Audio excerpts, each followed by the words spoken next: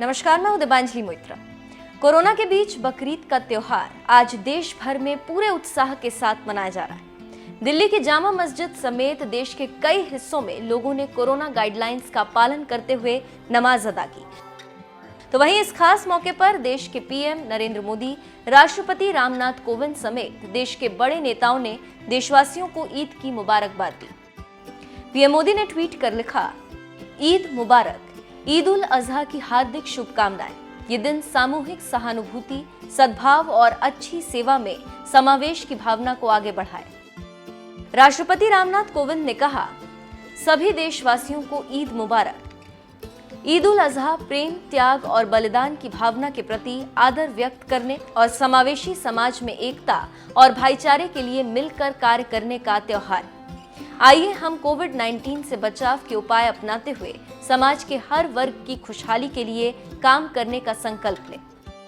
UP के मुखिया योगी आदित्यनाथ ने भी बकरीद की बधाई देते हुए कहा, ईद उल अजहा के पर्व पर प्रदेशवासियों को हार्दिक बधाई और शुभकामनाएं। ईद उल अजहा का त्योहार सभी को मिलजुल कर रहने व सामाजिक सद्भाव बनाए रखने की प्रेरणा प्रदान करता है।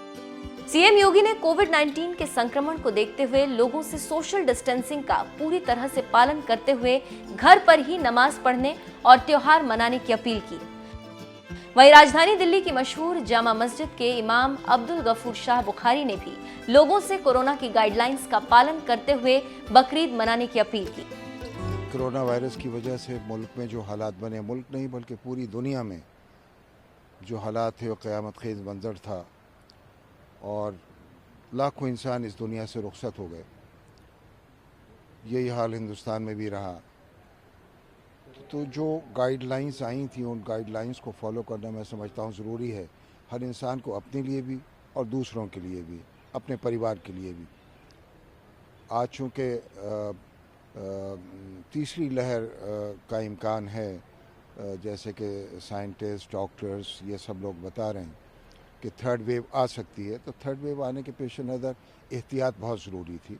गवर्नमेंट ने जो इंस्ट्रक्शन दी और जो हिदायत जारी की उसको मैं समझता हूँ कि पूरे हिंदुस्तान में फ़ॉलो किया गया। इसी तरह जामा मस्जिद जो पूरी तरह भरी रहती थी, बाहर भी हज़ारों लोग हुआ करते थे, हमने भी यही तय किया कि हमें भी इसके एहतियात रखनी है और एक मिसाल पेश करनी है और दूसरों को मैसेज भी देना है कि जामा मस्जिद को आम नमाजियों के लिए बंद रखकर सिर्फ वही लोग नमाज अदा करें जामा मस्जिद में रहते हैं, जामा मस्जिद कम्प्लेक्स में।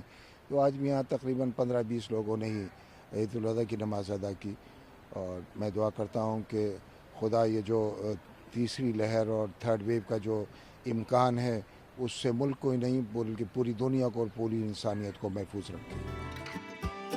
आपको बता दें, बकरीद पर बकरे की कुर्बानी करने की परंपरा रही, लेकिन कुर्बानी सिर्फ बकरे तक ही सीमित नहीं। इसका संदेश यह है कि इंसान को किसी भी अच्छे काम के लिए कुर्बानी देने के लिए तैयार रहना चाहिए। कुर्बानी का मतलब सिर्फ हत्या से नहीं।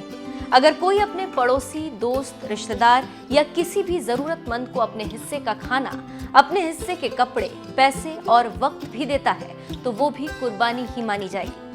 इसमें जाति और धर्म का भेदभाव भी नहीं होना चाहिए और ना ही किसी तरह की चालाकी या खुदगर्जी होनी चाहिए। जब सबके दिलों में कुर्बानी का जज्बा होता है तभी प्यार, मोहब्बत और भाईचारा बढ़ता है, समाज में सेहतमंद माहौल बनता है।